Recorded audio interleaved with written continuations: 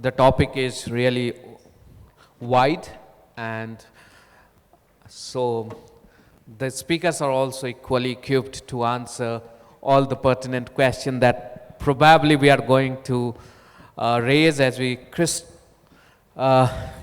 ball gaze on the future of tractor industry. Let me introduce, you have already got the introduction of the panel that we have today, but before we get into the discussion, I'll invite my friend Ashim to give us a sneak peek into what the future look like. Nomura does it so well that we have no other option but to call Nomura to do this. Ashim, your... Thank you very much, Nabil. Very good afternoon to all of you. So, as Nabil said, I'll be giving a short sneak peek on the opportunities and challenges for 2025 for the tractor industry. Touching upon that, so the overview of the Indian tractor industry, a little bit around the opportunities, the challenges, and therefore what are the imperatives for the industry players. I think something well known to everyone, so not spending too much time, but we see that this was the last agricultural census that was done. We see that clearly the very small land holdings, their share has doubled. Whereas if you look at the middle part, that's where it's shrinking a lot. Also, when we see on the right-hand side of this slide, clearly the medium, income group, which is there, that is seeing a lot of stress in terms of how much money they are making on a per monthly basis. However, the alternate income group, which is right at the top out there, is able to make more money than them, because of which people are moving out of farming. We also see that in terms of the total tractor production, so it's grown at about 6 to 7% over the last 5 to 6 years. But what's most interesting is that exports have grown almost double the rate of the domestic volumes. Therefore, just looking at what are the key opportunities, well, there are 4 key things there. One is there is polarization happening in terms of horsepower requirements and a need for upgraded features. There are advancements happening around special purpose tractor design. The pre-owned tractors market is a big mega trend out there, and also efficient shared usage of tractors. Touching briefly upon each one of them, what we see here is that clearly, there has been a shift towards high and low horsepower tractors at the cost of the middle segment of tractors. As you can see with the dark blue band, which is just emerging at the top of this chart, and the shrinkage that is happening in terms of the third band from the top. That is something we see happening a lot. The reason for that being that there are those people who have larger farms who are taking the bigger tractors, and as I said, the alternate income group, which has much smaller farms, they are then looking for the really smaller tractors which are less than 20 horsepower. Hence we see this coming in. Also, people who are buying the bigger tractors are also looking at car-like features coming into their tractors, like AC cabins, telematics, GPS-based connectivity, so on and so forth. Also looking at the medium income group demand, multi-purpose tractors, and increasing usage of tractors all across, we see that clearly what's happening is that there is a change in customer requirement that is happening in what is the mixed income group out there. They are using tractors not just for agriculture but also for on-road haulage there, and that is driving many of the requirements that they have from the product. And what you see on the right is some of those applications like in haulage, loaders, excavators, and dozers. And this also means that because you have alternate uses, the replacement frequency is going up, and also there is reduced dependency on monsoon, and therefore special purpose tractors, which could start competing with many of the other applications, including some off-highway applications also, because we also see tractors being employed there. Airports is another place where they're being employed, also becoming more and more mainstream. Then looking at the pre-owned tractor market, again we see that out here there are a lot of unorganized and localized pre-owned tractor players out there, and a lot of this has been running historically on the relationships that people have. But what it does lead to is sometimes a lack of trust, sometimes imbalances, like there may be a lot of tractors available in a particular area and the demand may be somewhere else, but that interstate transfer may not be happening in the most efficient manner. Also, price discovery becomes a challenge. As a result of this, a lot of new sort of organized players have come into it, including, I think Mr. Kapoor is here, so also TAFE has come into it, and we see this growing in the future as well. Lastly, looking at the income disparity out there, so there is a huge income disparity in terms of farmers. So the bottom 10% makes about 1/10 or 1/20th of what the top makes out there, and therefore we are seeing as a result of that, for many of the people who are say at the bottom layers, there is a need coming in for shared tractors because they cannot own these tractors on their own. So multiple people pool in and share that asset amongst themselves. Looking at some of the key challenges, I think there is reduced affordability of farm equipment, urbanization is happening, difficulties in financing and degradation of land. Quickly touching upon them, I think what the key message here is that the marginal and small farmers own about 47% of the land, but only 15% of the tractors. So that is a challenge out there because a large part of these people do not have lands big enough for them to be able to afford a tractor on their own. Then there is also a decrease in average land holding happening as they are being passed on from generation to generation. We are seeing therefore a movement from larger to small HP to even say power tillers, etc. Also on the right, as you see, there is also a labor loss happening due to urbanization. So two things happening here. On one hand, people might say so mechanization goes up, but on the other hand, many of the farmlands are being converted for alternate use in many of the areas, which is also sort of a headwind for the tractor industry. We also seeing decline in groundwater happening, as a result of which farmers then need to invest more in being able to get water for irrigating their lands, so the disposable income that's available becomes less, especially if you're into cultivation of things like rice and wheat. And also we see that there is a decline in arable land. Of course, there are missions out there to increase or sort of rejuvenate the land that was there, but still a lot of work needs to be done out there in this regard as well. Finally, looking at the interest rates, so of course it's difficult to assess the creditworthiness of farmers, therefore, and there is also a risk of default, especially because crops are also dependent on monsoon and factors like that. Therefore, the interest rates become much higher. On the other hand, when we look at dealers also, usually farmers demand a much longer sort of cycle or sales cycle from them. And on the one hand, on the other hand, the OEM also puts more and more products at the dealers, and so dealers also somehow get squeezed as a result of that. So that is also a challenge to look at as we go forward. So finally, just summing up in terms of what are the imperatives. So I think four things there. One is selling tractor as a solution, advances in tractor design, some new technologies and some new business models.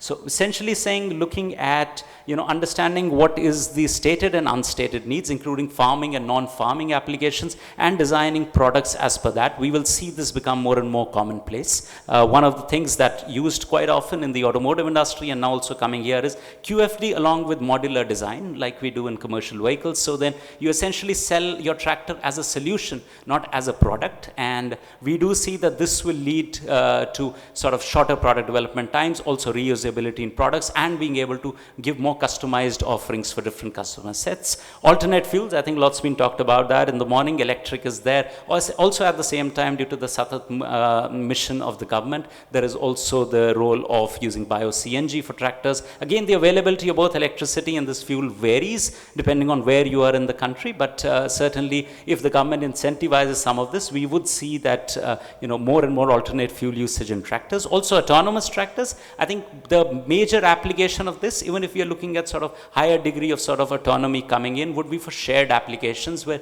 this helps improve the asset utilization if it is a shared asset. And finally, that's sort of my last slide. So we also see that there would be aggregation of the pre-owned tractors market happening. So as I said, there is supply somewhere, there's demand somewhere, so real-time visibility of that is important, and more OEMs are also getting into this space, as are also independent players. And we feel that going forward, this will be one thing that will be a mega trend. And similarly, the rental and shared usage model also, wherein it's looking at both, one, the quality of the asset, and second also, what is the rating of that user, so that he or she does not abuse the machine that's coming to them.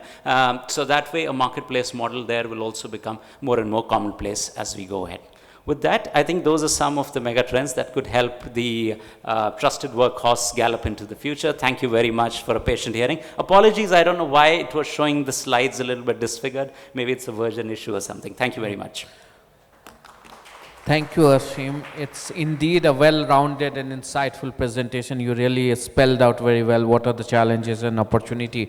We know that farming sector is one of the key provider of employment in India. If you look at the agriculture and related industry, it provides almost 50% of the employments come from there. You know that 20% of the GDP, if I am not wrong, is contributed from this industry. So you understand the importance of this industry at large for the country's economy is very pertinent.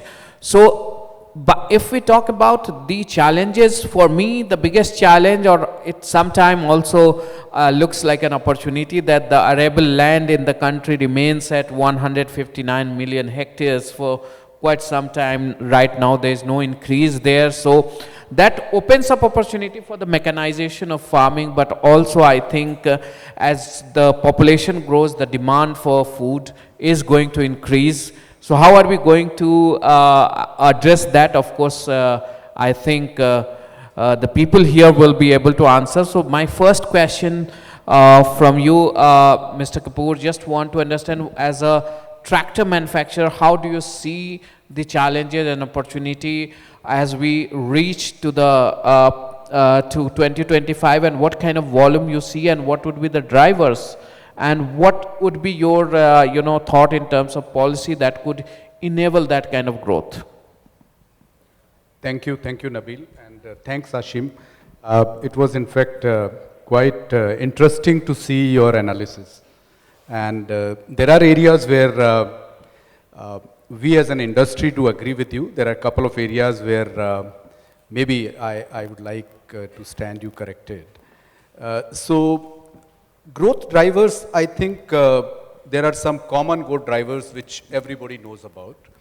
And there are some which are complementing this industry, and we see a long-term horizon, because as a manufacturer, we always need to see 10 years, 15 years down the line so that we can plan our investments well, and we can look at the farmers. So each of the presentations, the way I have been looking at is that in this particular session, assume there is no language barrier, and farmers are sitting here across, and they are able to understand that what is that we are talking, what is that they will be thinking, whether they will be able to connect to what we are talking, or it will be going over their head, or they will shoot us down. I think that's what we need to look at. My sense is that, yes, you did mention that arable land has not grown. In fact, in last 60 years of time, there are two things which have happened. One is the urbanization, and second is also the land coming and becoming the irrigated land. So let me throw up some data points which will be, I would say, interesting to note. First census happened in 1950, and that time we had a population of 36 crores, and almost whatever we grew in the country at that time, equal amount of food grains we had to import from countries like Russia. Today, as we sit in 2022, we are actually exporters of the food grain. We are not only fulfilling the requirements, there are many crops where the India stands at #1 globally, and many more where India is #2 globally, right? So that's the kind of, I would say, the change that has happened in these 70 years of time. Though the arable land remains constant, right? So it's not that urbanization is taking away land. There are many other things which are happening in the country. Irrigation, irrigated land, which used to be around 17 or 18% of the total cultivable land, today stands at 39%, right? The crop production, though we have a lot to do, but the productivity has become 3 times. Last year, the total food grain production was 313 million tons, and this year it is likely to be 332 million tons. right? And it's the same land. That means something is happening in the same land where the productivity is increasing. Yes, there are changes which you talked about, that there is a scarcity of farm labor. In fact, it's not only the scarcity of farm labor, it's the scarcity of farm labor as well as the skilled labor, both. But you also did talk about that the farmers are becoming sort of small, or the lands are getting fragmented, and therefore farmers are buying the smaller tractors. That actually is not correct. The smaller tractors which you are seeing is actually the trend. It's a segment which is emerging out of horticulture. And horticulture in last 7-8 years of time, my sense is that the prices that farmer get, which they were getting about 10 years back, today in horticulture they are getting 7 or 8 times what they were getting 10 years back. So that is a segment which is emerging on a small tractor. It's not the fragmented lands, and so people are buying the small tractors. In fact, the tractors which people were buying 5 years back, 7 years back, when they are going for a replacement cycle, they are going in for a higher HP tractor, not the smaller HP tractor. That's the trend I see, right?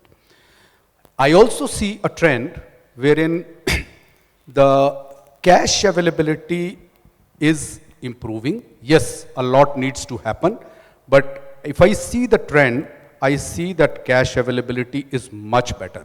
Reason, you see every single financer today in the rural area is because the IRR, that is their internal rate of recovery, is almost double than what you get in the utility vehicles or commercial vehicles. Thank you, Bhartenjo ji. And you have assured me that I don't need to sleep hungry for the next at least 20 years.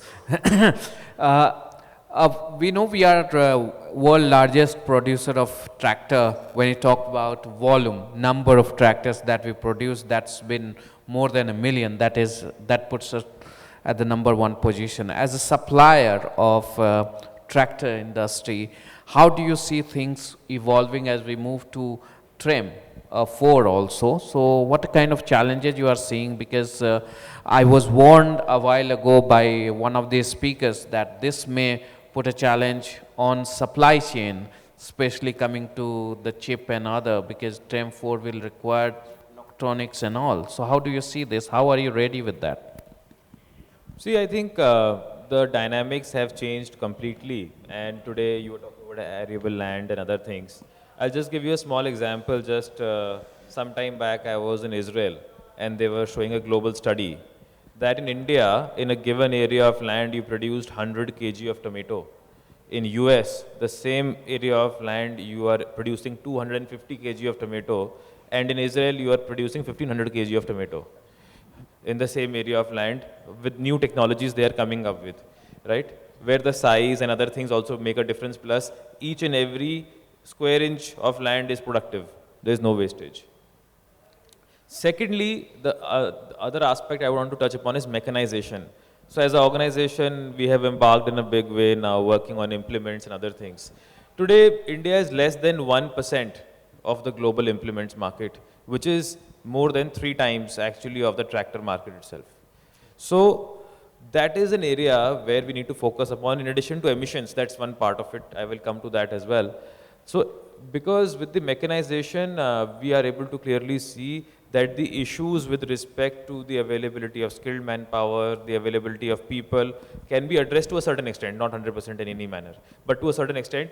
And at the same time, when we are deploying such a large land, and the largest contributor to Indian economy in multiple ways is agriculture, in terms of people being employed and the kind of contribution it is making, and the whole supply chain which is attached with it. So it becomes imperative that how are we making it more productive, efficient and effective, and frugal at the same time. So seeing that in mind, I think it becomes extremely important today that the kind of awareness and the applications which are being used by multiple companies, farmers, large farmers, medium farmers, small farmers, using different kinds of land globally becomes a game changer for them. And for that to happen, whether it is OEMs or it is system suppliers like us in the tractor domain, need to really see that how are we working with the end customer. As he rightly mentioned, I totally agree. We have to always position our perspective, keeping in mind that the audience is the end customer who's listening to us, and how are we putting our points across to be able to understand how are we increasing the total cost of ownership, how are we increasing their income for them to have that kind of parity to invest. It's a chicken and egg story here, so that becomes important. So that is the second perspective from my side, which actually needs to be addressed, and where we need to see that how are we progressing very fast to be staying ahead of the curve, because what got us here will not take us there in the future as we understand today. Thirdly, in the supply chain part on the components and systems, I think augmentation of capacity, investment into technology is something important, because as we are seeing the higher HP tractors, which are trend of the day in the global market, are picking up in India but not at the same pace. So for that to happen, how can companies invest in technology? Because I personally feel one is capacity augmentation, which is very important, but technology driving value as a key perspective has to be driven very clearly.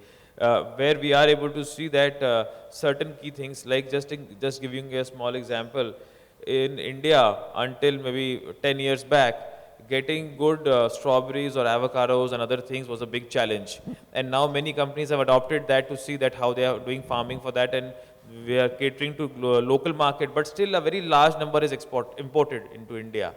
We are not a net exporter. So I think high value added areas where farming solutions, and I see companies like TAFE, Mahindra and many others have taken a good focus on that, but a lot more needs to be done for enhancing that penetration, and that is what would drive down into the components and systems also which are required to be state of the art, competitive yet affordable, and having the right technology base for that to happen. So I think the whole ecosystem needs to operate in that manner for things to see light of the day as we would like it to, and India becoming not only the globally largest producing tractor nation, but highest value tractors are being produced, value addition of the tractors is going up substantially, and we are having a full ecosystem in place even for funding and financing them in a manner where a farmer clearly understands how his objectives are being met. He's having an institutionalized structure around it, and at the same time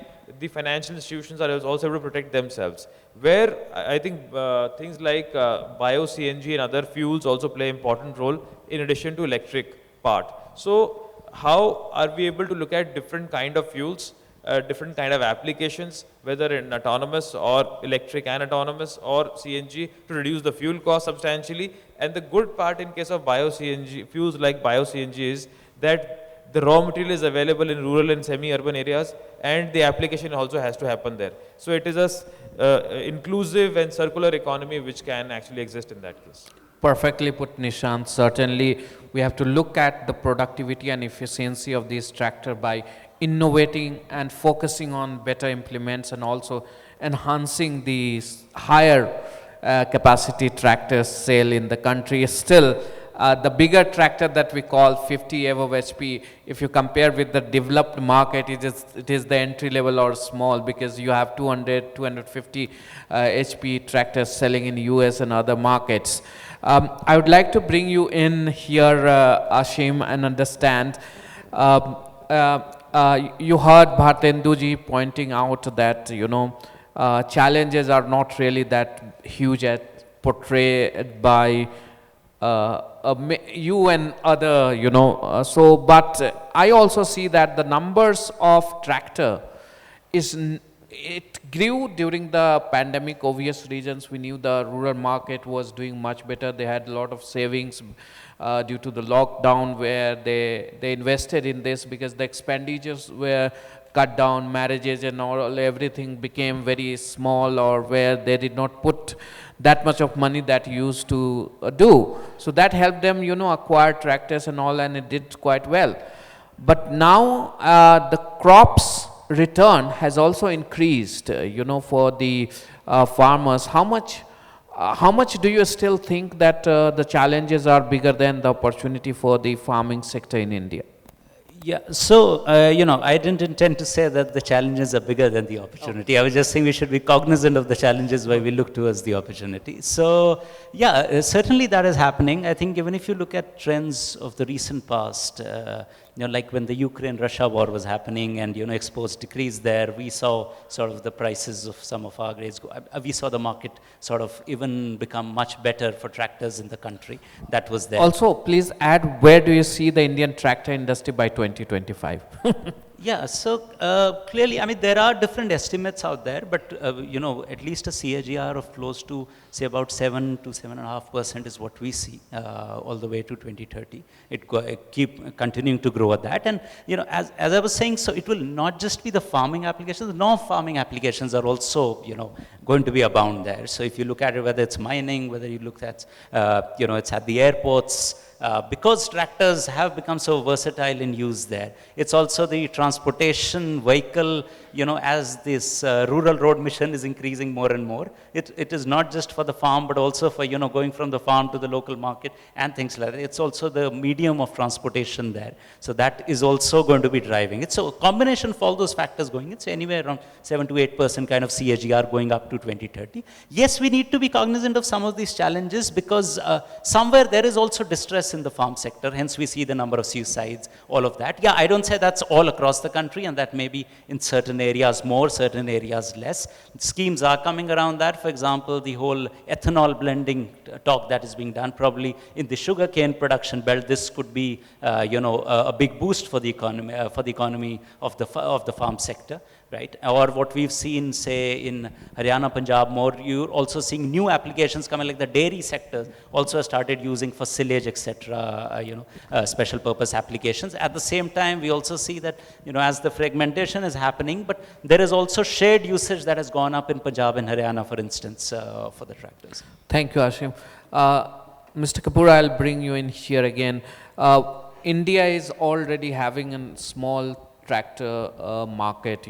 We mostly sell, less than 50 HP, which commands about 90%. Only 10% are a 50 or above. With TEM4 coming in, of course, the progress has to be in the larger tractor, where if we talk about efficiency or enhancing the productivity. Do you think it is going to somewhere push it backward in terms of productivity and efficiency? Or do you think the demand will shift to the smaller tractor again? Okay. I personally feel that Indian farmers, first of all, are not averse to technology. Every farmer, I would say large percentage of farmers, they would like to have more and more and the advanced technology, advanced features. And they also are looking for comfort and convenience, which comes in with the, as the horsepower goes up. However, they are risk averse. They cannot take risk. So as the new norms are coming in, as you mentioned, this industry is around 8 to 9% of the total industry as of now. Industry body is prepared for the TREM4, but my sense on industry is the farmers who really, because it also brings in the cost.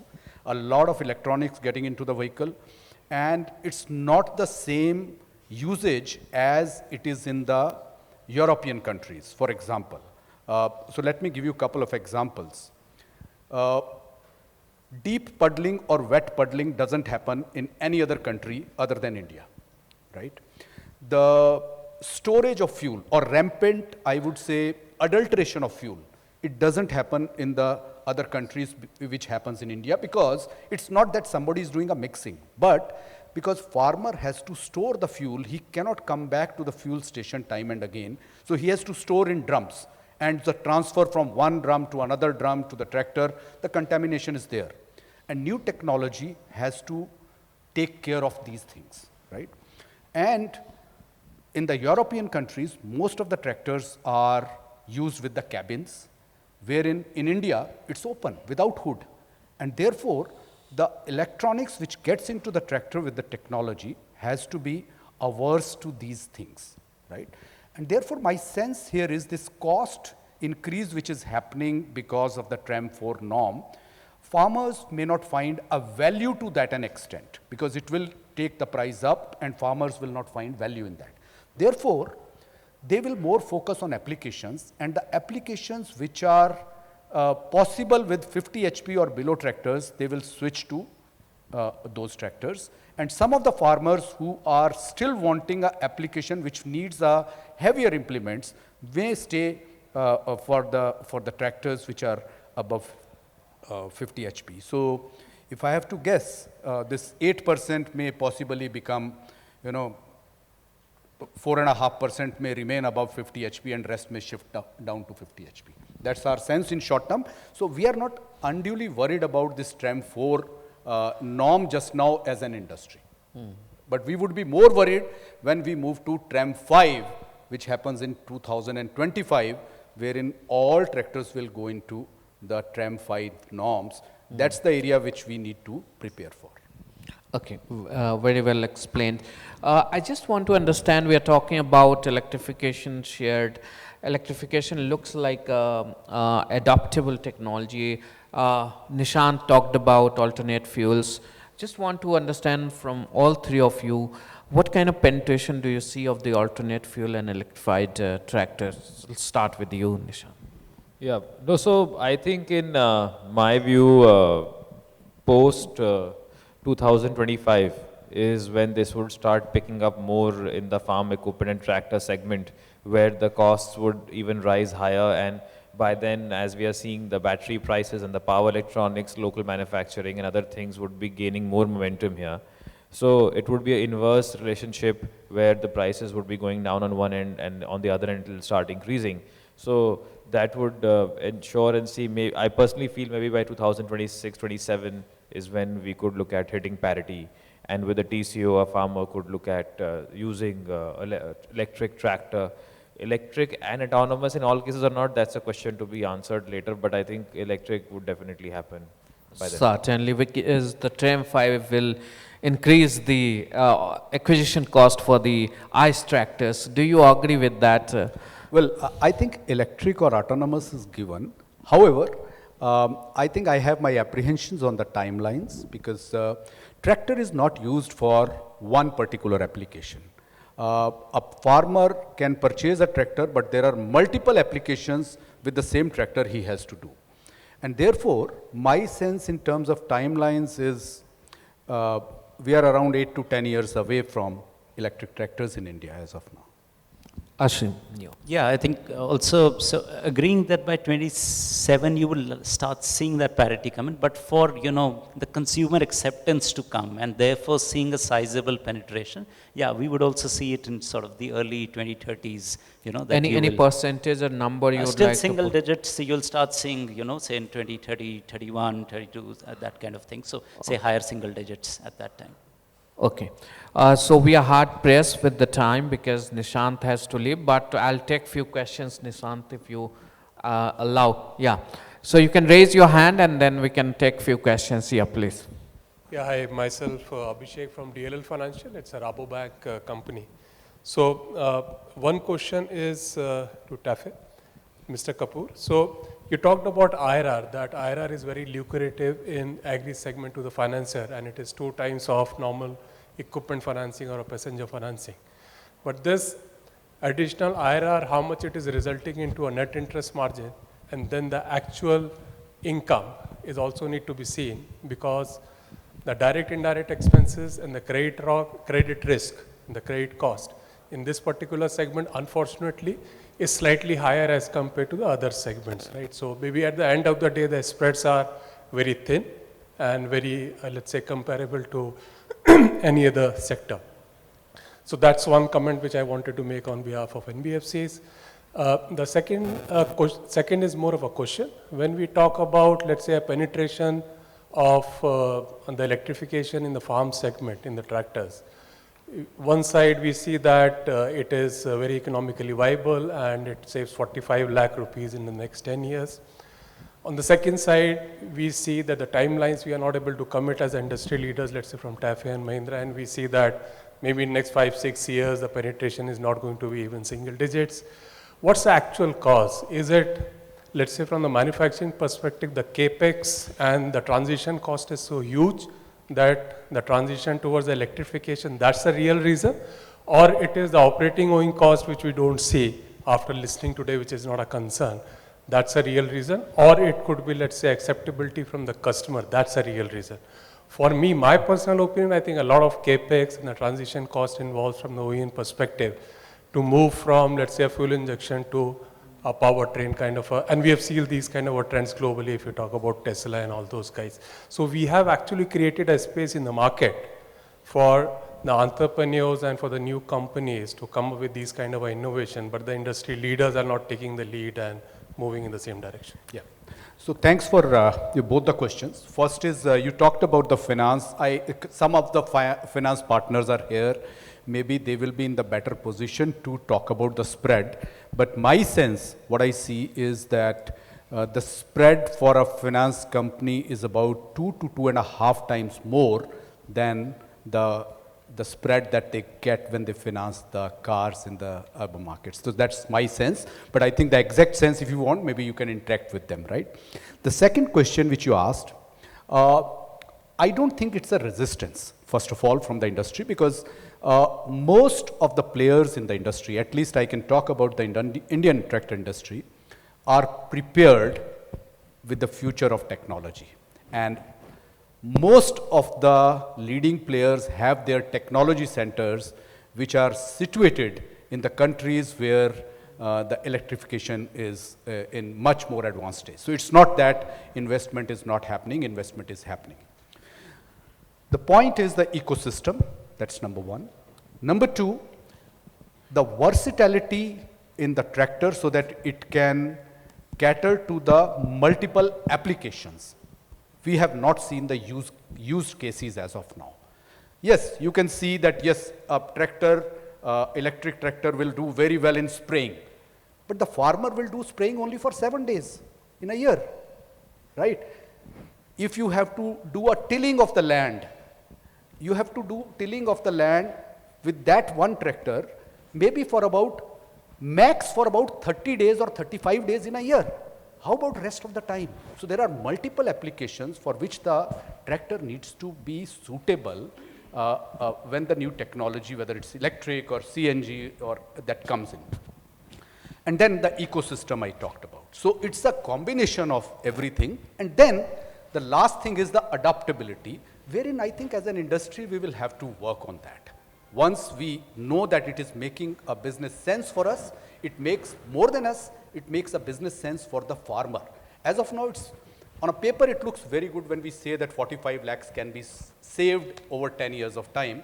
I would be happy to buy a tractor and own a land if that's the kind of a saving today, right? So that's why I'm saying it's given, but it's a question of timelines. So therefore, I would say I'll put it about 8 to 10 years. I'll take one question only now, but please keep the question within 30 seconds. From the lady there. Excuse me? Yeah. Excuse me? Excuse me? Yeah. This question is to Mr. Kapoor and to Mr. Sharma. I would like to know what is your observation regarding the change in cropping pattern, soil conservation and water conservation. Is that also driving polarization of tractors between higher HP and a lower HP? Okay, so as I mentioned that the irrigated land certainly is increasing. There are number of initiatives which are going in the states, and you can pick up the smallest of the states and the biggest of the farming states. And many of you may not know the largest food grain productive state, production state is not Punjab or Haryana or UP, and I must share it is actually West Bengal, right? So, so the lot of initiatives different governments are taking. These are related to the watershed management. These are related to the lift canals, and some of and more non-irrigable land is coming under irrigation And we see that trend in the last 60 years of time. Every year we see some percent of land coming under irrigation. So that's going up. So that's one. As far as the soil conservation is concerned, there are two elements to this. One is the urbanization. There, I think planned urbanization, I think, is good, but unplanned urbanization, which is impacting the soil conservation, that's, I think, an area of concern. The second area is with respect to the global warming, which is a concern, and that's why we are going to see some of the emission norms coming in. We have a session on that, and that's an area where not only the farm implement industry, agri industry, but I would say many of us will need to work, including, I would say, the sort of food habits of individuals are undergoing change. If we have to look at the conservation, it's not only the soil conservation per se, right? So a very good afternoon to everyone. It's a question to Mr. Kapoor again. Sorry, sir, you are so much in demand today. So the question is, we all know agriculture, mechanization is highly unorganized sector. But when it comes to tractor, there's still a lot of OEMs in the market which are making it more of a organized sector yet. But when we talk about the implements, the implement industry is still highly, highly unorganized. A lot of OEMs are trying to penetrate into the deeper geographies of India, but somehow we're not able to, be there, rightly connect with the farmers. The reasons are well known to everyone, the cost, the easy availability of implements to them. What are your thoughts? Should OEMs be focusing more on the implement? And if yes, how do you think these companies can really compete with the local manufacturers and make this segment of the farm mechanization more organized and more, competitive, more Great. technological driven? So good question on mechanization. This whole, I would say that tractor by itself can't do anything. It's only a mobile source of power, unless and until an implement is attached to it. So obviously it has to be a combination of tractor plus implement. Now, this whole implement industry, if we can divide it into two parts. One is an industry where the engineering is a very, very basic engineering, and it can become sort of a cottage industry, like cultivators or harrow, and it is almost made in many parts of the country, and there are many, many hubs, and it's very, very difficult to compete with them for an organized players. However, when it comes to precision agriculture, I think those are the areas where the organized players are getting into. You see, when I see today, a lot of investment by different OEMs, including the ones in India, are happening in the precision implements. So the upcoming industry on the implements is going to be the OEM driven, but the basic industry will remain the cottage industry. That's beautifully put. Thank you so much. And sorry, I'm not able to take any more questions because we have hard pressed on time. Thank you so much for being wonderful audience. Thank you so much everyone for joining us today.